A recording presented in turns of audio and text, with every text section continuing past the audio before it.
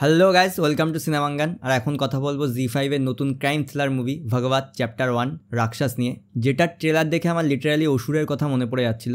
কারণ আরশাদ ওয়ারসির সেই investing police অফিসারের লুকটা দেখে সেরকমই ভাইবস দিচ্ছিল।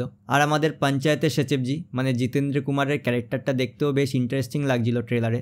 এবার যখন সিনেমাটা দেখতে বসলাম আর আস্তে আস্তে স্টোরি রিভিল হতে থাকলো, তখন বুঝতে পারলাম এটা সেই কর্ণাটকের সিরিয়াল কিলার সায়ানাইড মোহনের উপর ইন্সপায়ার্ড হয়ে বানিয়েছে, যেই স্টোরিটার উপর অলরেডি অ্যামাজন প্রাইমে দাহাজ সিরিজটা বেরিয়েছিল। সেখানে সোনাক্ষী সিনহা ইনভেস্টিং পুলিশ অফিসারের রোলে ছিল। তো যারা যারা দাহাজ সিরিজটা দেখেছো, আশা করি এই সিনেমাটা 30 মিনিটস দেখলেই স্টোরিটা প্রেডিক্ট করতে পারবে। স্টোরিটা সম্পর্কে যদি ছোট্ট করে বলি, তাহলে আরশাদ ওয়ারসি মানে ইন্সপেক্টর ভাগবতের একটা নতুন গ্রামে পোস্টিং হয়। আর সেখানে হঠাৎ করে একটা মেয়ে নিখোঁজ হওয়ার পর যখন তার ইনভেস্টিগেশন শুরু হয়, আরও প্রচুর মিসিং মেয়ের হিস্ট্রি বেরিয়ে আসে। আর সেগুলোর ইনভেস্টিগেশন করতে করতে যখন একটা বিবাহিত সাদাসিধে পেশায় শিক্ষক এমন একটা মানুষের উপর সন্দেহ হয়, তখন গল্পটা অন্যদিকে টার্ন নেয়। আর তারপর সেই সিরিয়াল কিলিংয়ের স্টোরি যখন আস্তে আস্তে রিভিল হতে থাকে, তখন বেশ ইন্টারেস্টিং লাগছিল। এবার প্রশ্ন হচ্ছে, যেহেতু এই স্টোরির উপর অলরেডি বেস করে একটা অ্যামাজন প্রাইমের সিরিজ হয়ে রয়েছে, তো অনেকেই এই গল্পটা জানে, তো তারপরেও কি এই সিনেমাটা দেখতে এঙ্গেজিং লাগছিল? উত্তরে বলবো হ্যাঁ, বেশ এঙ্গেজিং লাগছিল দেখতে। স্পেশালি জিতেন্দ্র কুমারের ধরা পড়ার পর যা যা হয়, কোর্টে যা যা হয়, সেগুলো দেখতে দারুণ লাগছিল। তার পারফরমেন্স একদম নজর সরাতে দেয়নি, কিন্তু এই দুর্দান্ত পারফরমেন্সের উপর ভর করেই যেন গোটা সিনেমাটা চলছিল। রাইটিং আর এক্সিকিউশন প্রচণ্ড মিডিওকর লেগেছে। গল্পটার মধ্যে যে পোটেনশিয়াল ছিল সেটা সেই লেভেলে তুলে ধরতে পারেনি। মানে ওই একবার দেখলাম ভালো লাগলো, ওয়ান টাইম ওয়াচেবল এরকম টাইপের।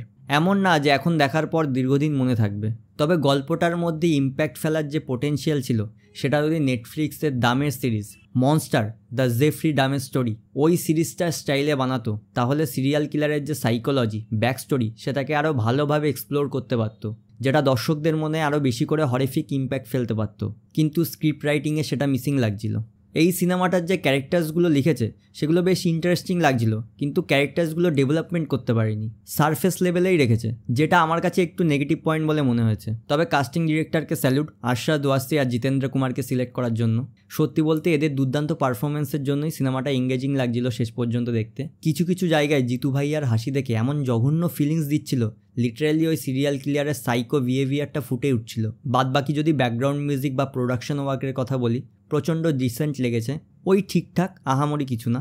একদিক থেকে ভালো করেছে এটাকে সিরিজ না বানিয়ে মুভি রেখেছে, কারণ ডিরেক্টরের যে প্রেজেন্টেশন স্টাইল সেটা অল্প সময়ের জন্য দেখতে ভালো লাগে, বাট সিরিজ হলে আমার মনে হয় একটু হলেও বোর লাগতো। তো ওভারঅল আমার কাছে এটা একটা এভারেজ মুভি লেগেছে। মাই রেটিং 7/10। যাদের ক্রাইম থ্রিলার মুভি দেখতে ভালো লাগে একবার দেখতেই পারো।